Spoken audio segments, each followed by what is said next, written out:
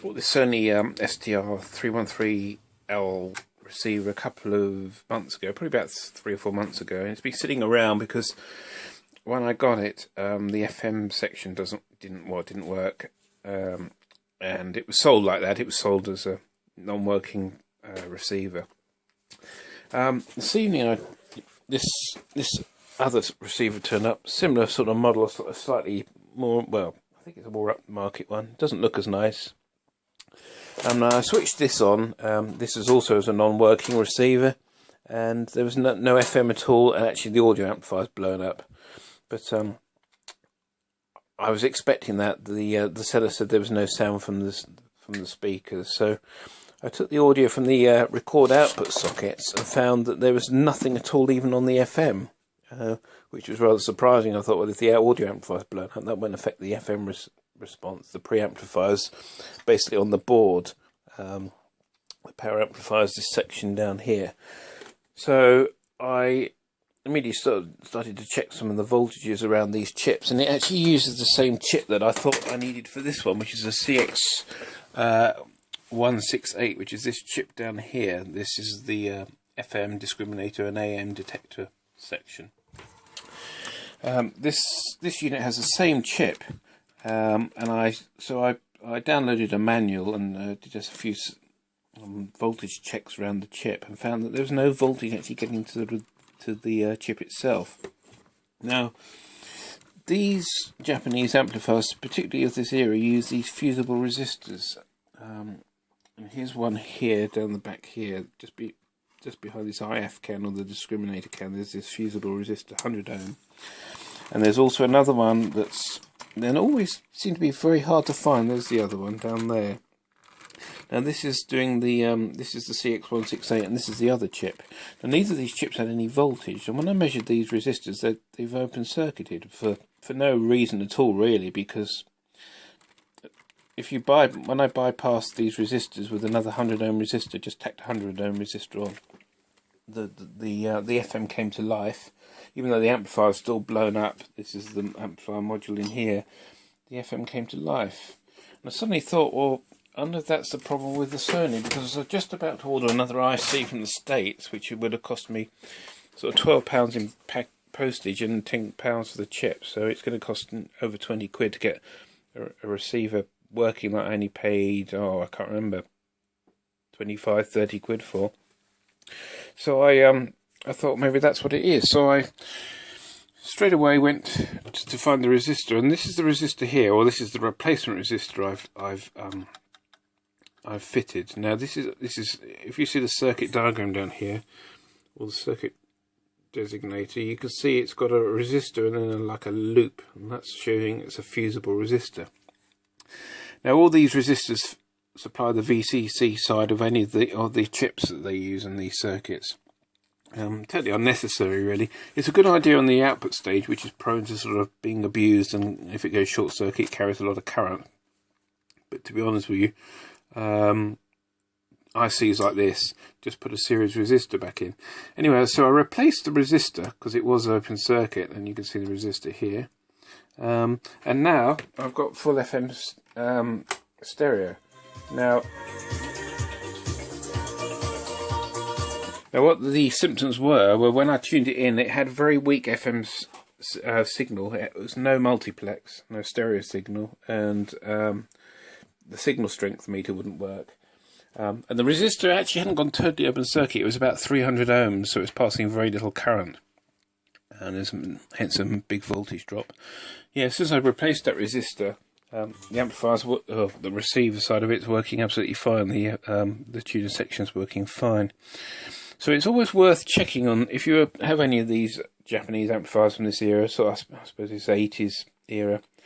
These fusible components are a real pain, because unless you go through them individually and check each one, you might not spot something. And I was just about to spend £20 on a new CX168, which is this chip here, when it didn't actually need it. So I'm quite chuffed about that, because it's got this radio going. Also interesting to note that this one's had an IC chip replaced, the output stage. The original IC screwed to the or connected to this PCB here, but someone's fitted these links up to this like extender plate, and this has become the you can hear the buzz.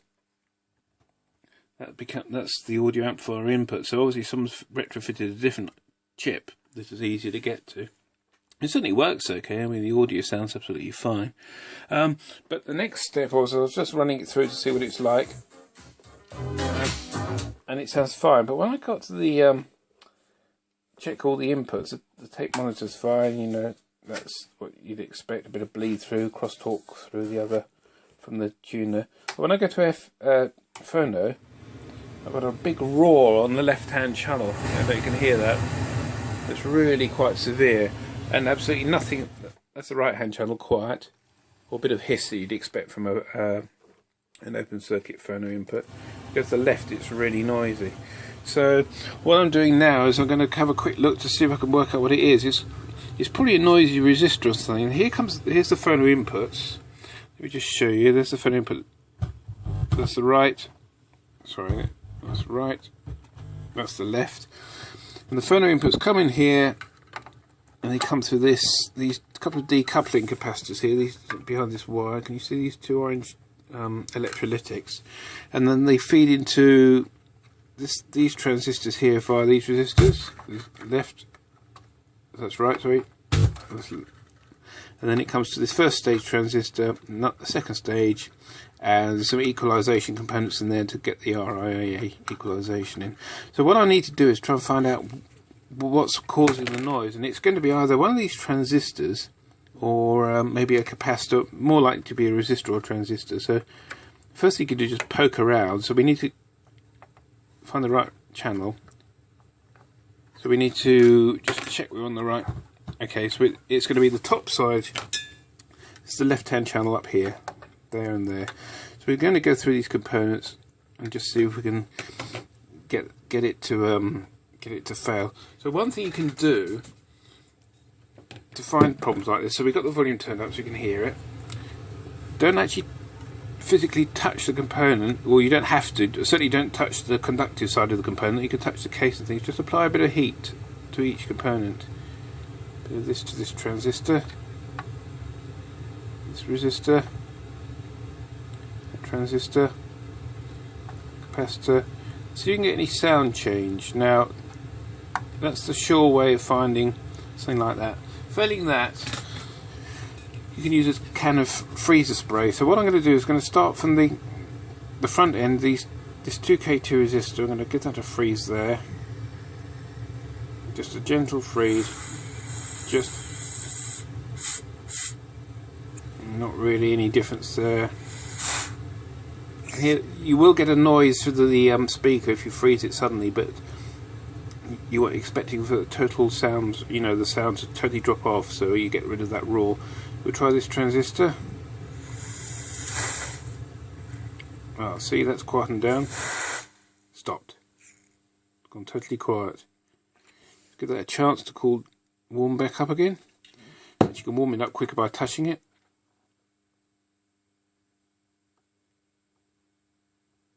Okay, it's still quiet. Here it comes back again.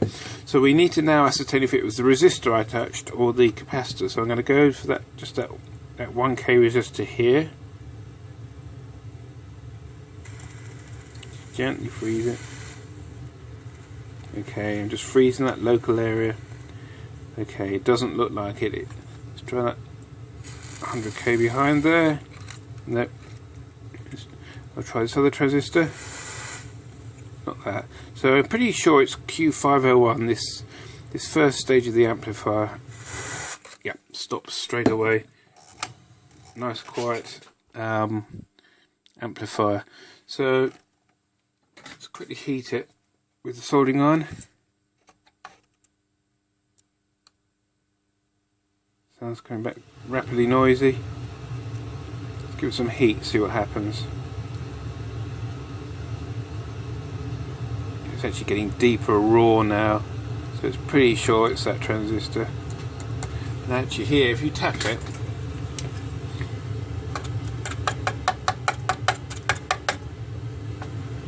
it's definitely that transistor there. So what I'm going to do is I'm going to replace that transistor with an equivalent. Well, I'll see if I can find the correct part.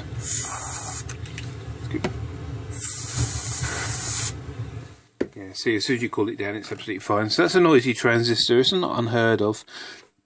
Replace that transistor, and then we'll have another go of it. That's the same with all problems with noisy components. If you've got a noisy amplifier, say for example your tone controls are noisy, not through the pots, but through when you've got the tone defeat switch enabled, so you've got the audio going through the tone controls, and you find you've got a lot of noise.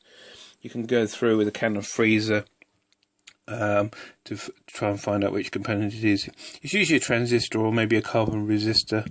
It's less likely to be a capacitor, to be honest with you. But yeah, it's a nice little receiver. Actually, it certainly looks really nice. It's not one of Sony's best build qualities. It's when they started to cut back a bit. It's got all sorts of there's a bracket underneath that holds the front panel on, which is all a bit flaky, really. But it's quite an attractive looking receiver, and that's really the reason why I bought it, because it actually looks quite nice, and the backlight's quite nice. It sort of looks quite nice. It looks nice with the lights off, and reasonably good sound quality. The FM section isn't particularly sensitive. It does have shortwave that covers 6 megs to 15 megs, so I mean it's never going to be a DX receiver, but it's quite good for listening to sort of like the World Service or the Voice of America if you want to listen to things like that. But it's never going to resolve sideband or anything like that, or anything particularly narrow. Anyway, yeah, thanks for watching, and I'll replace the transistor, and we'll put this back on eBay and it can be sold.